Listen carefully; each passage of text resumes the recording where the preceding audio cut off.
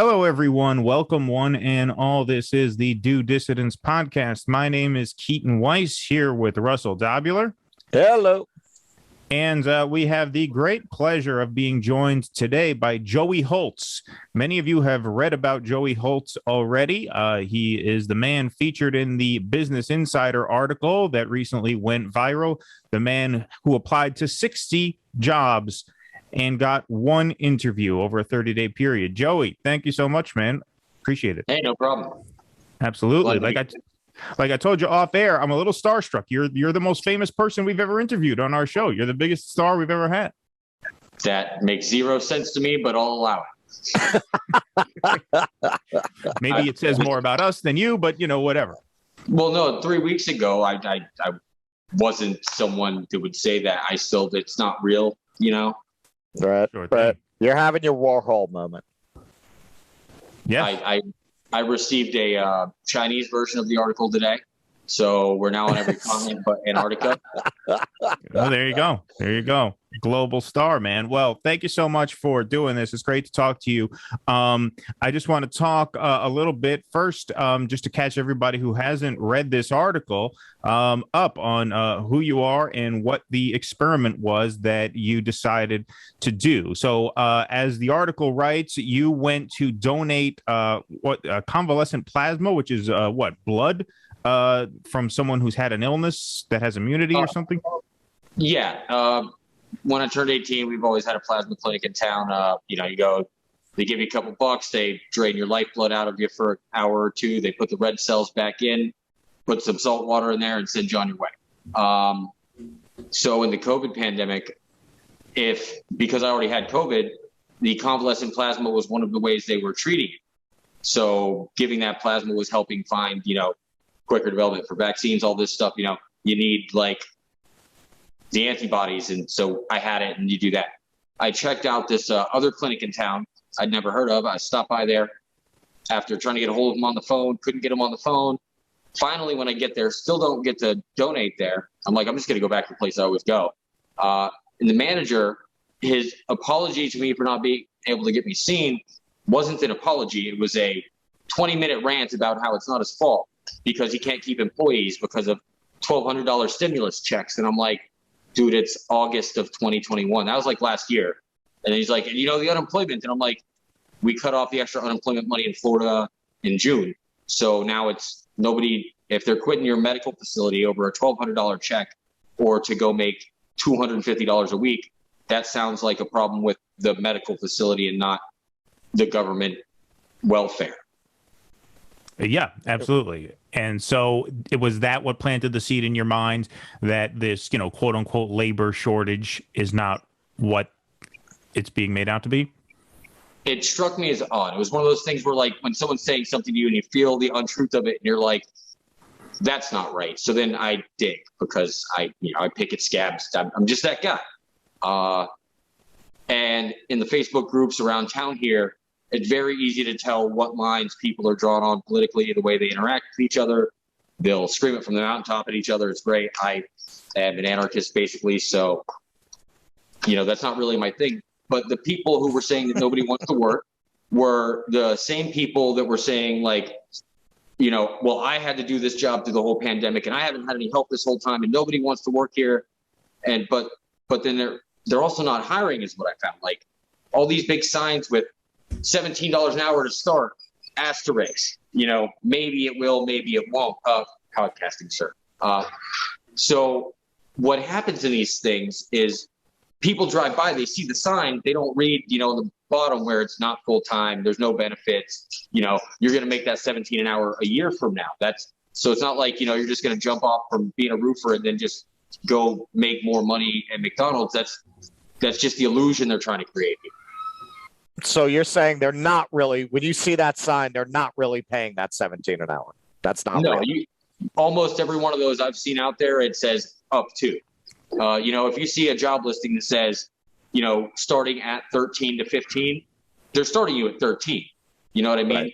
Right. And they're the people who try and insist, no, I want to start at 15. They're like, those guys, they stand up for themselves too much. Oh, I can't have him working under me. He'll take my job. It's that that every man out for himself sort of mentality that happens in the workplace a lot, just where you don't want to bring in someone that is a threat to your position. And, you know, that's human nature. It makes sense, but it just something felt off with all that stuff. Started putting in the applications to places that were being vocal about it online in the groups and stuff. Like, oh, where's this guy work then? Oh, they're all hiring. Cool. I'll just apply here. Did it twice that day. The next day I was like, oh, I'll do this again. And I was like, why don't I just run this for the month and see what happens? If All I right, get just so the audience understands, if I understand your story correctly, you specifically targeted employers who were most vocal about not being able to get people to work for them because of unemployment. So that was specifically who you targeted. Yes, and for the most part, I mean, every single application wasn't like I couldn't go and match up. I applied at this place because this person said this thing. I was not that organized about it. You know what I mean? The spreadsheet that I built was tough enough to deal with. I'm good at all this stuff, but it wasn't.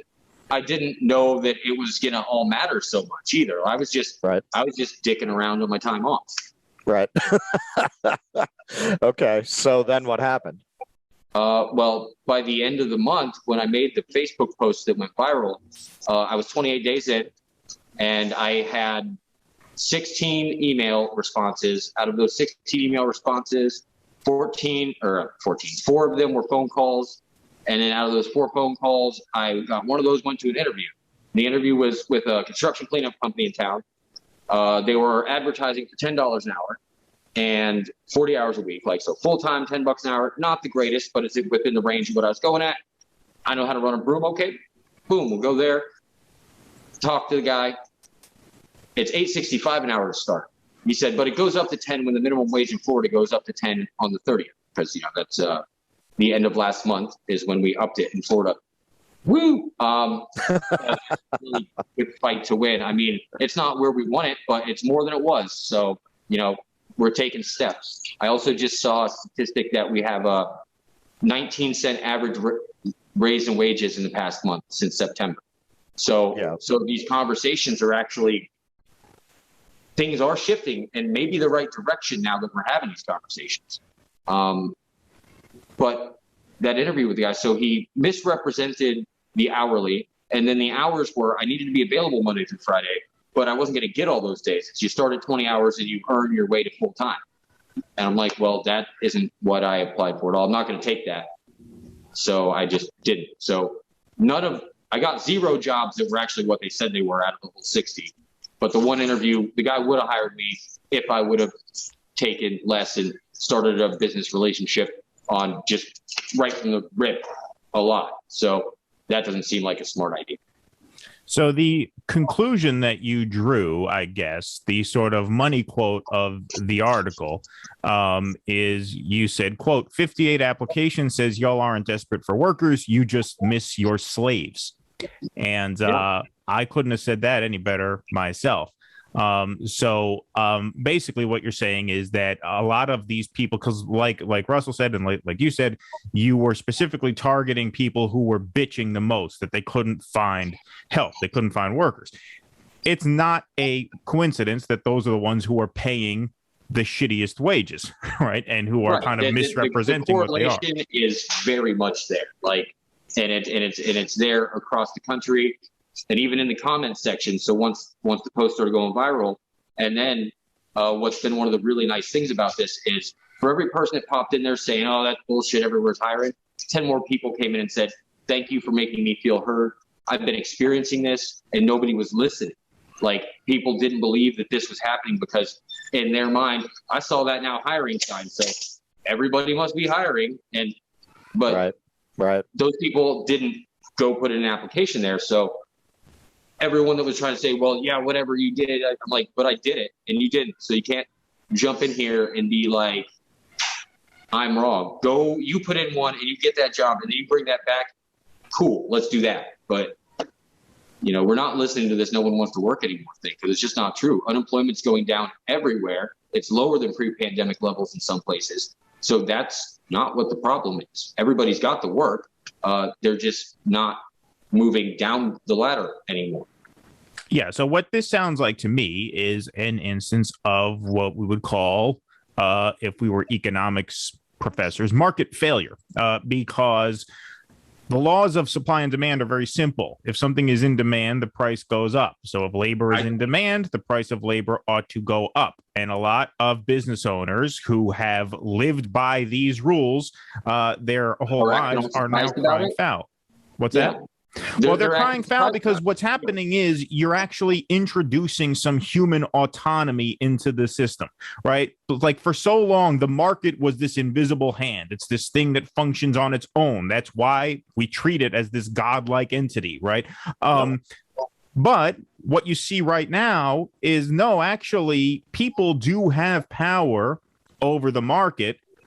And they get more power over the market when they're not as desperate for money anymore. So when there is a little bit of government help and all of a sudden people are a little less desperate to get that check on Friday, they can start picking and choosing whether they want to work for the quote unquote market rate. Right. And so and so that's what's happening. And on the employee side, they're saying, well, no, I don't want to go and work for $8.65 an hour.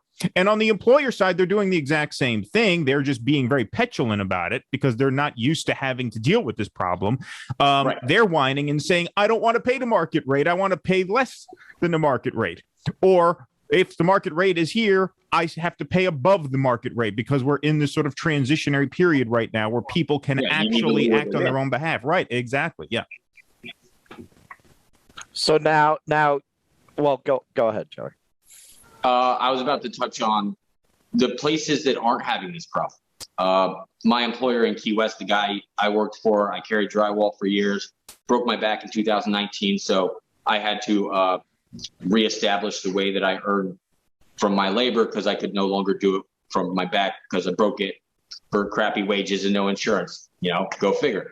But not when I was working for him. My boss, Mike, is a really good guy. He hasn't had any staffing issues throughout all of this. Like the people that worked for him before the pandemic still work for him. He pays them good. Our guys have been there for 20 years. When he calls me, I answer the phone because he's never done me wrong and he's always taken care of me. And there are plenty of those employers out there. We see them all over the place every day. Like these, and there's two kinds. There's the places that say we're like a family that actually treats you like a family. And then you have the other ones that say we're like a family, but that's only so they can take advantage of you. Yeah. And even that I have experienced, like working for family in different situations throughout my life. It's always a bigger responsibility for me to take responsibility for like, oh, hey, let me just only pay you this for this week because I'm kind of tight on cash. Your McDonald's boss isn't going to ask you to like take half your check because he's low on money, but your brother will or something like that. And it's there's just so many things like that happen out there. And we need all of that to stop. If I wasn't working in situations like that, my back would have got fixed when it got broken. Sorry, I got a little off topic. Did you break your back on the job? I did, and it was for a guy I was working for here in Fort Myers, and he's basically my brother, and he's married to my sister. They were about to have their second kid, and me suing him for workers' comp since he didn't have the insurance, like he would have been liable, and it would have destroyed his small business, and then I would have been the asshole. So I chose to have a broken back for the rest of my life instead, which in hindsight is probably a stupid choice, but here we are, because now we're not family anymore. Go figure. As soon as it was inconvenient for them. Right. So what are you doing now? So now I do the office work for Mike Scanlon, the guy I was doing the drywall for before. Okay. After this happened to me while I was working up here, he's like, I got you. I still make sure you got something to do. Sometimes it's just something dumb. I go down to Key West and I plug his printer back in. Like, well, that only happened once. And it was a little more complicated than that, but. Okay. All right. So originally you were doing this because you wanted to pick up extra work, right? Like you actually did want to pick up some extra work. I started it out of spite, just at the conversation with the guy from the plasma clinic. If it worked or if one of these places was hiring, I wasn't going to lose anything by getting an extra part-time job because I work for myself now. So I make way less than $15 an hour. Right. Because, it's just, that's how it goes. I put a lot into my own thing, but that's the thing. If my business, that's my responsibility to do that. and it's not my responsibility. If I have to do that to someone else in order for me to gain value for my company, I don't deserve to have a company. That's just no. Right. So, well, that's something Robert Reich recently said, that if you are not able to pay a living wage, you don't have a viable business plan. Yes. Right. Now you didn't apply for any jobs that you're not qualified for either, right? These were all jobs that were within your experience and within your. It was nothing that anyone would reject you based on your resume. Yeah. Well, I used to write resumes for people and with them as part of a recruiting job that I was doing. I also worked in a seasonal town in Key West. I grew up in Key West. So work is seasonal. 6 months you're sailing, 6 months you're in the restaurant, so I've always been very transitory in my jobs, and I have a wide variety of skills. So I work off of a master resume that's maybe got, a good 30 jobs listed in there in every industry. When I write a resume I'm applying for, I specifically tailor it to the place I'm going, whatever it is. Because, the resume is not your chronological work history. Nobody wants to read that. It's one page. I got 10 seconds to catch your eye, and I know how to write it in the way that it does that because I read those books. And, there's a formula to it. It's real easy. Okay. All right. So how do you feel about the job that Biden is doing right now? I'm just really glad that our president isn't out there, getting accused of rapes and craziness. And I believe no government is really necessary. Will a natural structure arise out of any chaos? Absolutely. But what we got isn't working on either side. Like it's unsustainable.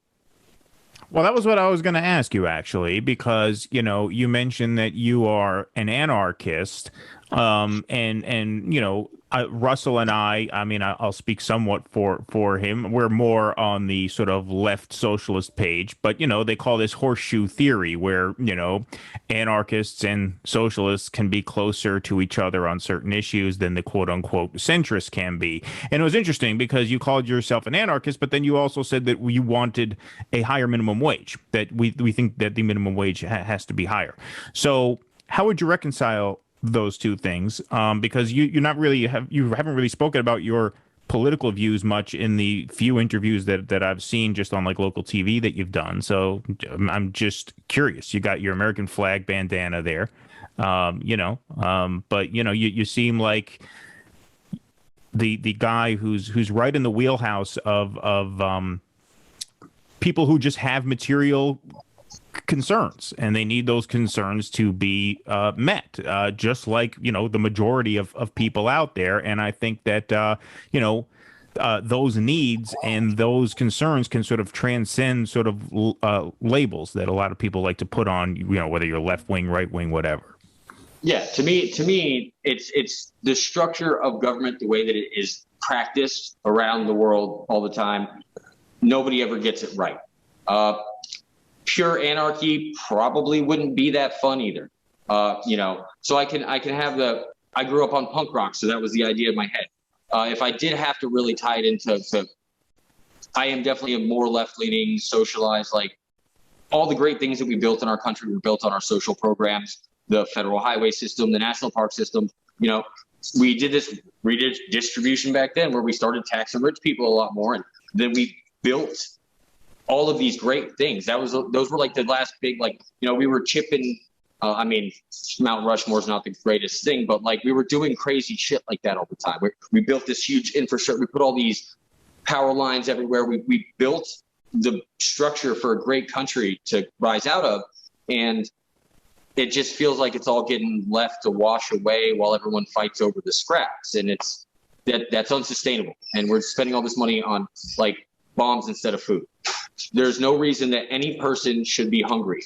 Food exists before money existed, period. Like that's a no-brainer. If we can't do that first, everything else is moot point.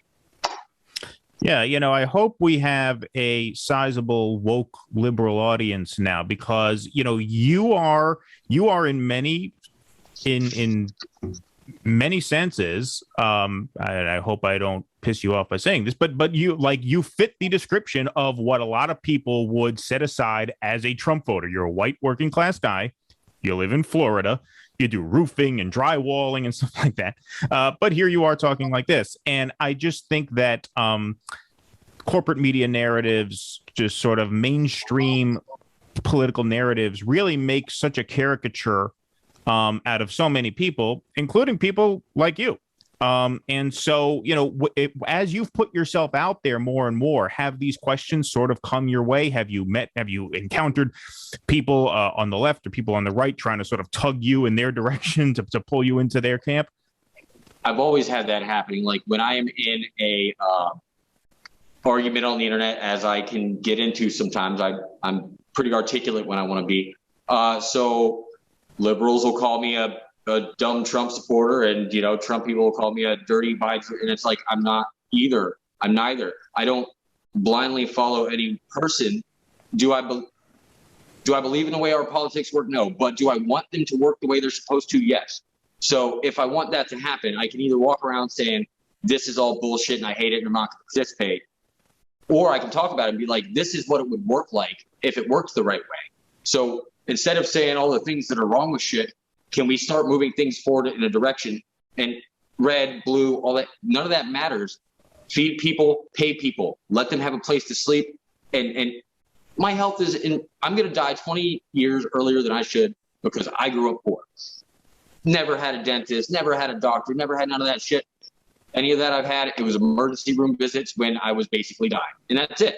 And my whole life has just been like that. And I never even considered what it's like to be one of those people who just gets to go to the doctor twice a year. Like, that's the different levels of privilege from the bottom to the top and everything in between. It's not black and white or red or blue or it's so nuanced. And we need to stop drawing these lines, whatever these lines are. We need to just start acting like humans for the sake of lifting up the humans around us. That's my biggest thing. Like, if the actions I take are to help the people around me be happier, even if it's for that second, then I'm doing something right. And whether that's making a meal for someone or, feeding a homeless guy or handing someone a cigarette or giving a guy that's standing on the corner asking for $20 for crack, whatever. Like, sounds very reasonable. Time to go ask for crack, and they're really going to go buy food with that anyways. The ones that are asking for the food money, they usually run off with the crack. It's weird. At least in the neighborhood this used to happen to me in, it was really weird how that worked out. Yeah, it makes total sense now that you think about it, right? I mean, the guy who's going to go buy crack isn't going to say I need money for crack. He's going to make up something, and then the guy who wants the money to go and buy crack, he'll get hungry at some point and he'll use it to buy food. It makes total sense. Sounds very reasonable. You sound like a very pragmatic anarchist. Maybe you're an anarcho-pragmatist. That could be a new label we could coin. No, what was it? There was a moderate extremist, I think, was something that was said the other day. That sounds about right. That sounds about right. I think you're really breaking new ground in more ways than one here. Do you find, I mean, a lot of people because talking to you, I come from a working class background, and this is my experience. Most people are not really party people or ideological people. They're working people. They're working people who just want a fair deal. They're not political. They're not caught up in these fights and this culture war stuff. That these things are really brought front and center by the media. And as Keaton was saying, they create these caricatures that really don't accurately reflect the majority of Americans, partly because TV doesn't do well with nuance. You don't pull in viewers with nuance. You pull in viewers with caricature. Good guys, bad guys, heroes, villains. And that's only gotten worse with cable news. Well, sure, because the TV audience is not a working class audience. First of all, cable is fucking expensive, number one. And number two, the working class people who can afford cable don't have time to sit down and watch Anderson Cooper and Don Lemon and Chris Cuomo and Chris Hayes and Rachel Maddow, sort of lecture them about who the good people are and who the bad people are. But what it sounds to me, Joey, like what you're saying is that, yes, I mean, you are not a loyalist to either party or to any candidate, but you're also not necessarily in this quote unquote middle that the corporate media loves to talk about, right? The corporate media likes to say, well, you're kind of, like what they would say about a sort of swing voter is that, well, you're just kind of hung up on which way to go based on the nuances of policy and things like that. And what you seem to be saying sounds frankly like what Russell and I say all the time, which is like, yeah, if you're poor, you die 20 years younger. That is more fucked up than the Democrats want to admit, which puts you to the left of the Democrats there, not to the right of the Democrats and left of the Republicans and in this middle space, right? Right. So this whole idea of where the spectrum on the wrong side of both sides. Sorry. Right. Go ahead. What was that? I didn't hear. It puts you on the wrong side of both sides. Exactly. Yeah, that's a great way to put it. That's not right. So what they would call the middle is really on the wrong side of one of the two sides. It's not so much in between them. It's just somewhere else on the spectrum that they're not comfortable talking about, and that's, I think that's because corporate media, especially cable news, cater to a very specific demographic of like middle class people who don't have real problems and don't know too many people who have real problems. And so it all gets digested through this sort of culture war that you are talking about. And the people that you have now been in touch with, I'm not just talking about people who have interviewed you, but you are active in this Facebook group called No One Wants to Work, as I understand it. I just joined that group earlier this morning. So talk about some of the interactions you've had with people who are going through this exact same problem. And have you gotten into long conversations, long back and forths with them about their situations, about the way they feel about not just their situation, but how it maps onto everything else that's going on with the, supply chain issues. Now that we're talking about labor shortages, all that, and sort of welfare, or I shouldn't say welfare issues, but like, whether unemployment checks are coming back, stimulus checks are going out, like how are people assessing it from their point of view in your experience? There have been a lot of interesting conversations about things across the board, interacting with all of that. One of the main things that I've been seeing, and not even in the No One Wants to Work group so much, I mean, I'm pretty active in there. When I posted in there, I think that's how it went out. I think that group is what really pushed my first viral post out. I think that's where Machine Punk Kelly found it. I'm now an admin on No One Wants to Work, and it was supposed to be just a tag group. It was a tag group for like, when someone is on the internet talking the things that I was talking about struck me as odd that caused this study to happen. You just tag that in the comments, make a joke at them. And then all of a sudden there was like 5,000 people in there, and then now we're up to like 13,000. But everything from there is just being spread everywhere on the internet. It's all a really crazy thing. So you sparked a movement, Joey. I'm still getting used to all of that. And the conversations that we have, though, like even the people who are on the other side of it, the people who are like coming in there and they're like, oh, but that's bullshit, the ones that stick around long enough and listen without just like trolling, people are finding the in-between, like, oh, I never thought of it like that. I actually have a guy from, I'm not going to name his management company, some older asset manager from Arizona calls me, gets a hold of me because he read the Business Insider article. And he's so far removed from where I am and what this thing is that happened that I did that struck this nerve with all these people. He's like, in my circle, this isn't a thing. We are on the other side of this.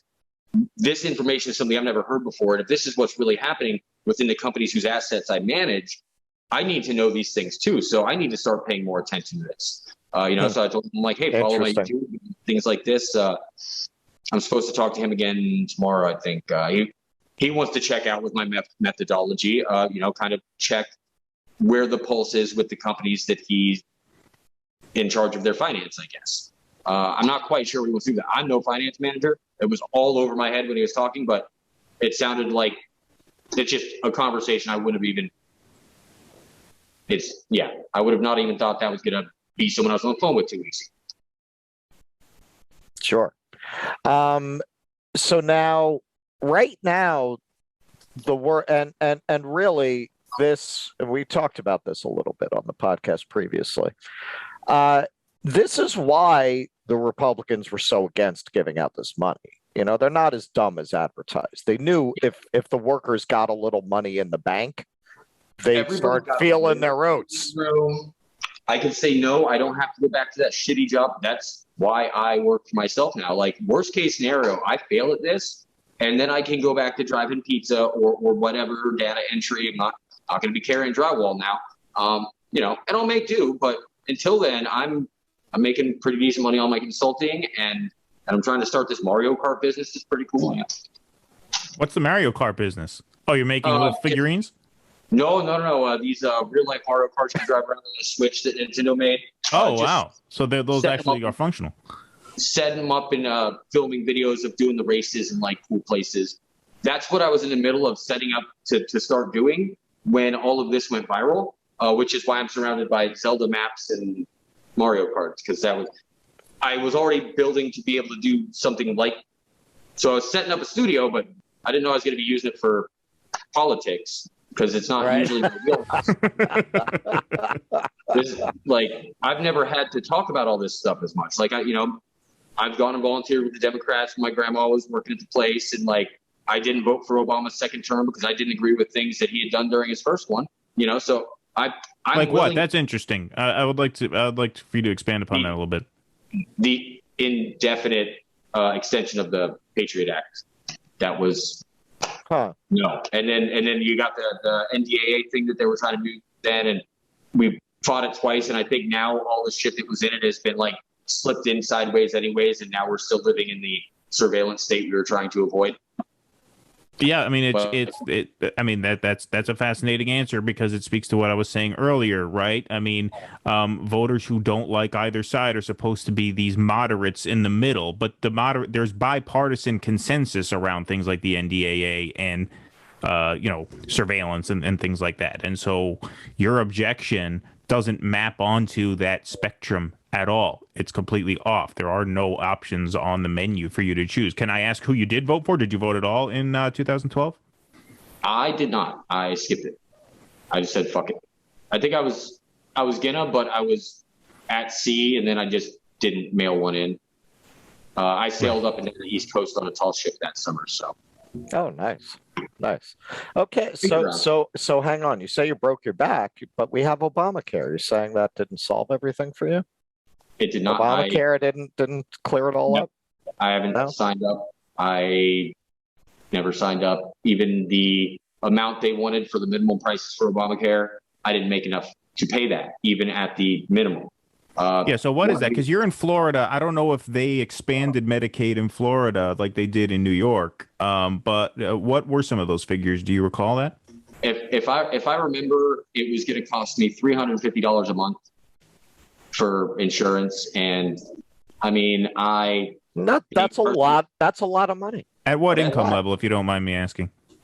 And I was working. I'd say my checks are maybe $500 a week at that point. Yeah, so $25,000 a year, $350 a month is what, $4,000, $5,000. Yeah, you're talking about one in every $5 going to a dog shit health insurance plan. I'm sure, because I did the same thing you did. Deductibles and Oh yeah, absolutely. So you don't sound like much of a racist to me. You sound like someone who had legitimate concerns with Obama, and that's why you didn't fucking vote for him again.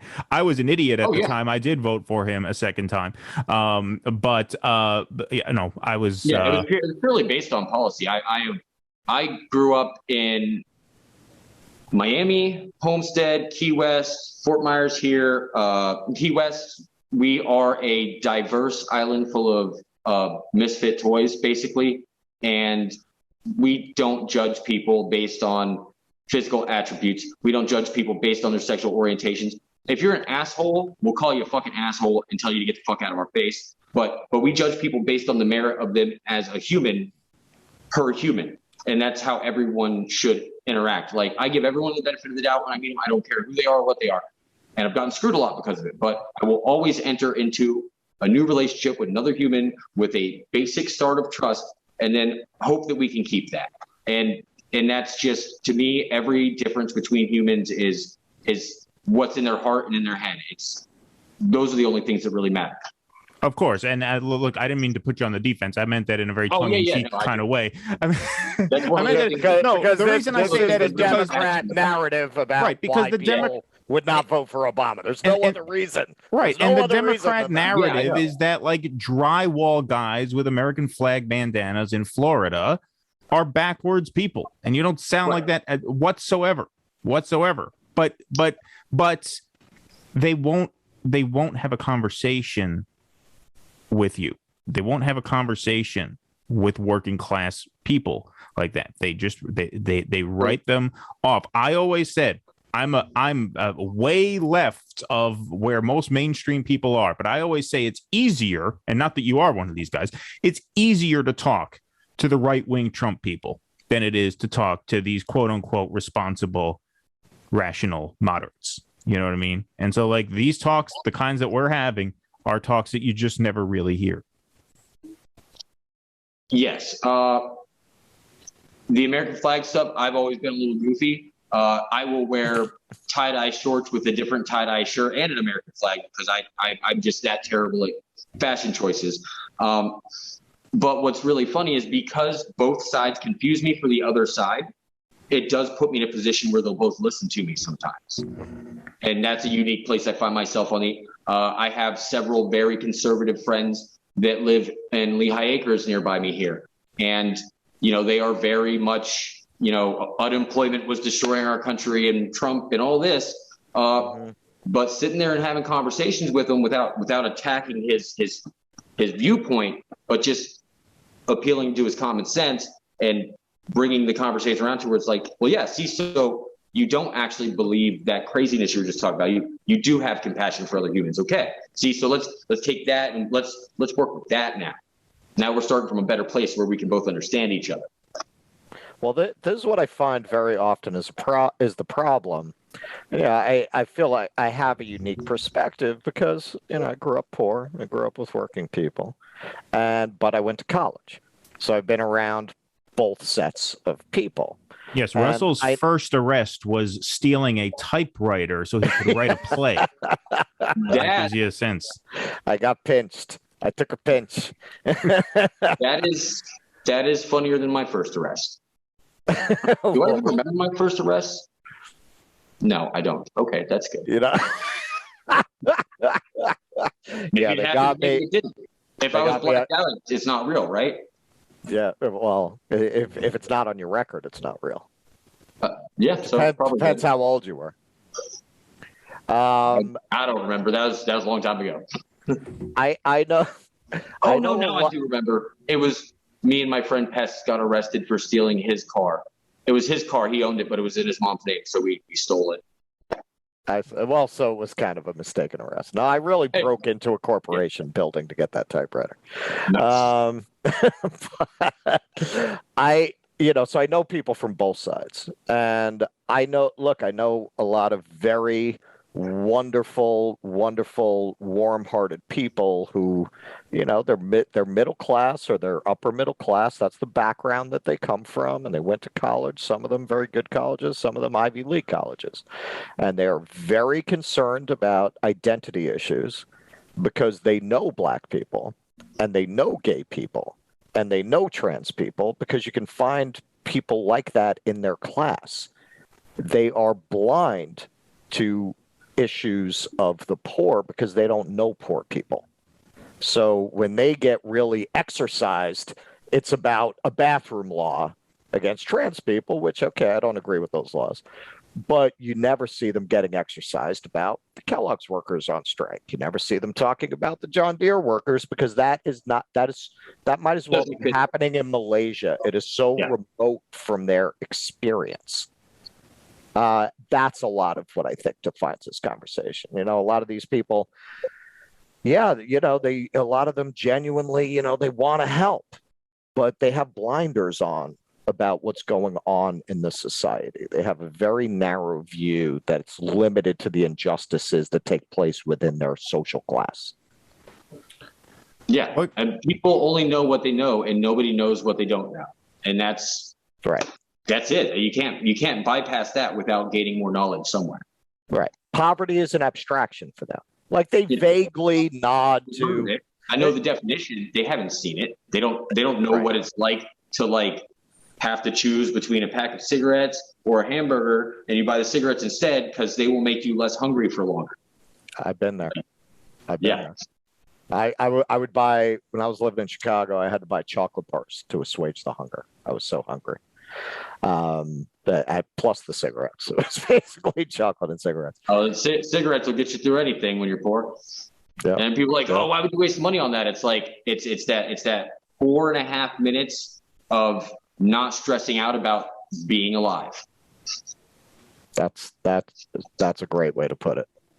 And yeah, it's something that you say to them, okay, well, you're for universal health care. And there are very few liberals even who would say in principle at this point that they don't think in principle you should have universal health care.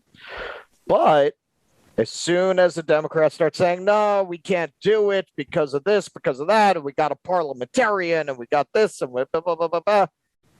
They'll be the first ones to defend that. Well, this is political reality.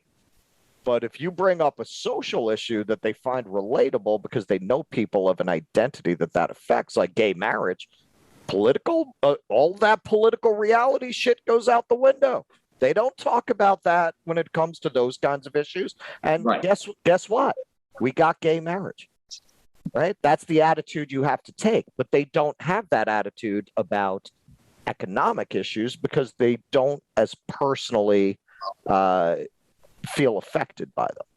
Yeah. And even the people who are experiencing them in their circle, they're probably hiding every sign of it that's showing up to begin with, Like, or anybody that they know that's broke, it's because they decided it's because they decided to be an actor. It's temporary. Yeah, it's temporary. As soon as they can still move back to the mansion on the beach later, and take another summer off to go to the Hamptons and exactly. There's a very big difference between being poor by choice. You're slumming it for a while, and then eventually you could just go to grad school.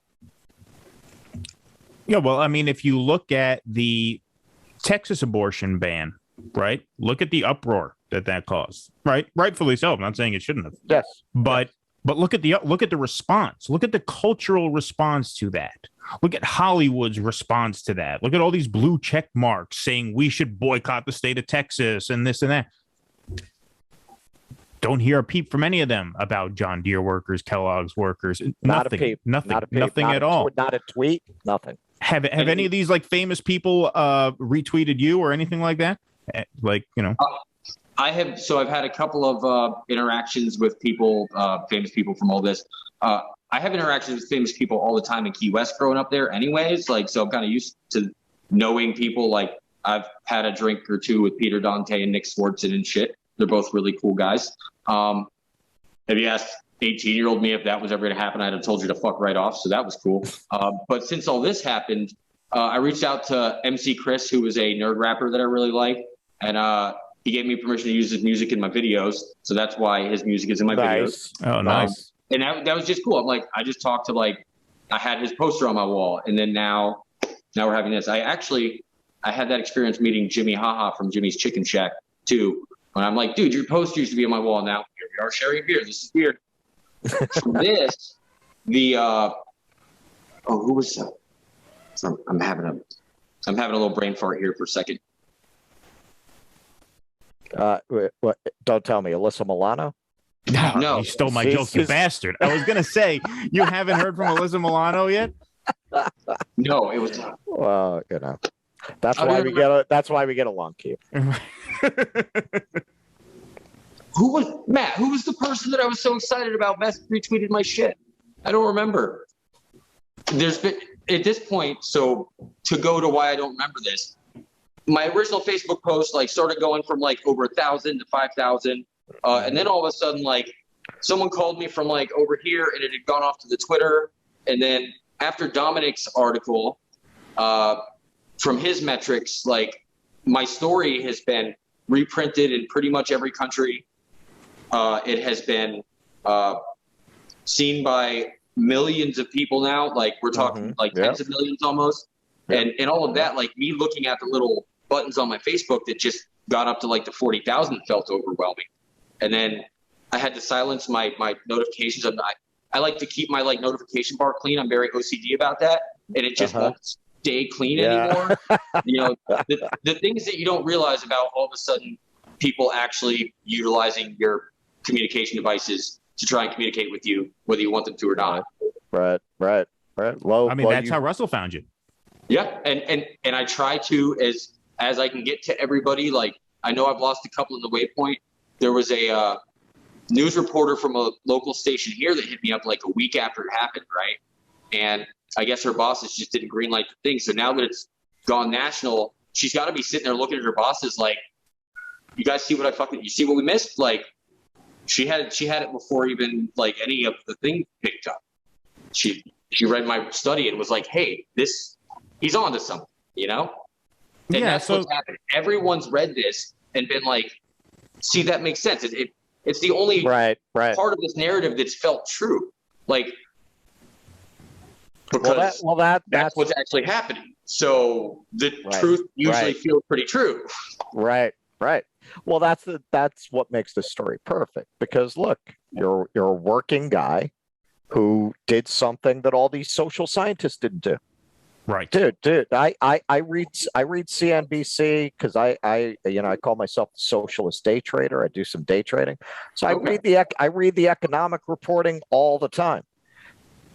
They're all wringing their hands. Why is there this labor shortage? What the greatest economic minds, all these economic pundits, none of them can figure it out. And here's this working guy in Florida applies for 60 jobs and figures it out within a month. You figured it out because you discovered they're not paying enough. Well, but it's yes. Who I mean, knew? on a textual level, it's because they're not paying enough.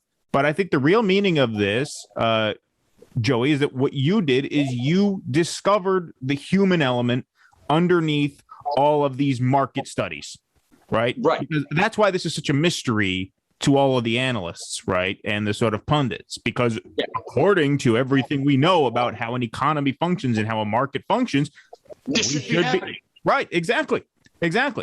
But you it's took a first person approach to this and went out, and it's because workers don't want to work for nothing anymore, and business owners don't want to pay something for the first time in their lives. And so what you have is human wants and human need and human autonomy is all of a sudden infiltrating what we thought was this impenetrable market, right? Whose invisible hand governed all of us just naturally. And what we're seeing is that that's not what's happening. That's not what's happening. And to the extent that it was functioning by design, it was functioning because it kept people so desperate that they had to bend to the market's will. Okay, well, I can't make it past Friday without a paycheck, so I guess I have to take $8.65 an hour. Once you introduce a little bit of breathing room into the situation, I used to take whatever job was paying the least that was going to pay me by tomorrow, and that was it. It might not have been what I wanted, but I know I'm going to eat tomorrow, so I'll do it. Because I got myself a little breathing room from a couple of good contracts, and luckily, my parents have been dead for a while. I have some foster parents. I grew up in foster homes too. My childhood was insane. So I have multiple moms and dads around. One of my pairs of foster parents, the house that I'm in now, one of them passed away from brain cancer. I was here helping them out. And she was like, I don't want to live in this house anymore. And I took over the lease. So me getting a leg up of someone like just handed me a house that I didn't have to pay first, last security for, that not having to come up with that chunk of money and just paying the rent the next month was a great leg up that put me in a position to all of a sudden start getting my own shit going. And all it took was, what's the monetary value of that? About what, $2,000 is? Yeah. So exactly. $2,000 thing, that's not going to ruin your medical facility or anything, but it's going to take people who aren't making shit. And once I had a little room to breathe and think, I was able to clearly figure out what next steps I needed to take in order to move forward with my life. They said that all these stimulus checks, you're going to give them to these poor people and they're just going to spend them on everything, and then they don't know how to save money, and that's why they're poor. But that's not what happened either. If you look at the average American's bank account, the average balances have gone up. All these people still have savings. The people that were on the unemployment for a little while, once that ended, they still have 4 or 5 months worth of money because we know how to be broke. So you give me a whole bunch of extra, right? Then I can make that shit last. I can make $20 last a week if I have to, and figure out how to eat and smoke cigarettes the whole time. Yeah, and I mean, that's such a fantastic point. And one of the things that you really point out there is that these come down to very small numbers, both in terms of dollar amounts and intervals of time. Like having an extra week to be able to last, that can change your fucking life, right? And that can change your whole life.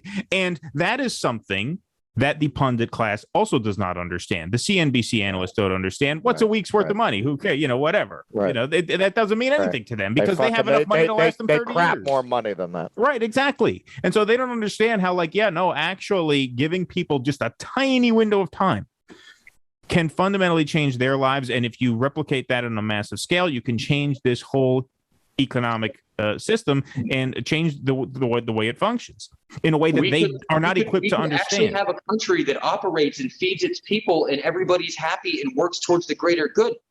And it sounds crazy, but we can do it, right? Like, all we got to do is all do it. But commie, I thought you were an anarchist. No, I'm not listening. Being an anarchist does not mean you do not believe in people. I don't believe in the governing rules of a government, but people will always be the most important resource. Like, that's it. We are the thing that's going to proliferate. You need 2 people to make a new one. Like, we're the secret ingredient. We can't do any of this without us. And that means all of us. We're not different. Like, we're all fucking humans and we're all fucking in this together. Absolutely. Right. No, absolutely. Let me ask you one question. We can wrap soon if you want, or we can go a bit longer. I'm actually going to my 20th high school reunion the minute we wrap here in a minute, so that'd be great. Okay, let me ask you this last thing. Congratulations. We talked about the one interview that you got. There were 59 interviews that you didn't get. What do you think was up with that? Why do you think, was it anything in your application? Did you ask for a certain wage? Were there any things that you put in there that would signal to them, hey, maybe this guy's going to be a ball buster? What do you think was up with the people who didn't? I homogenized those resumes to dumb it.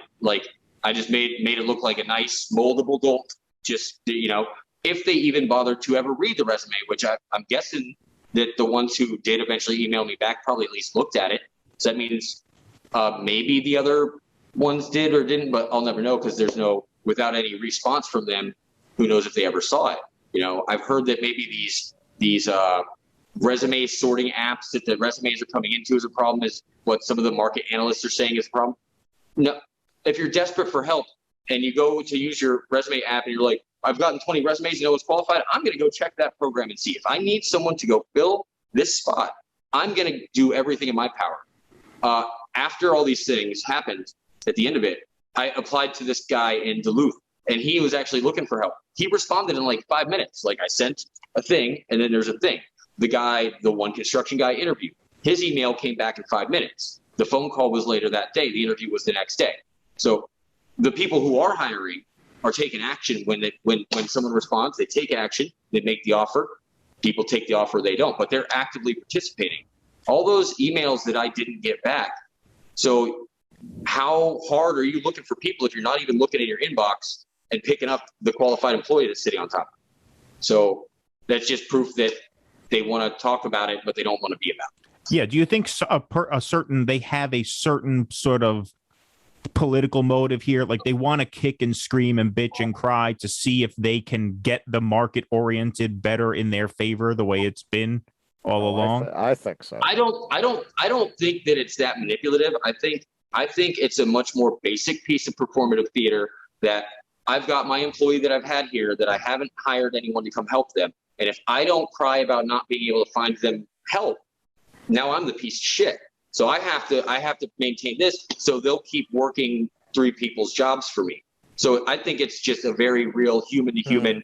Just if they figure out that I'm just using them for triple their labor, my business is going to close because I'm not going to do that work. I can't. That's why I'm tricking them into it. Yeah.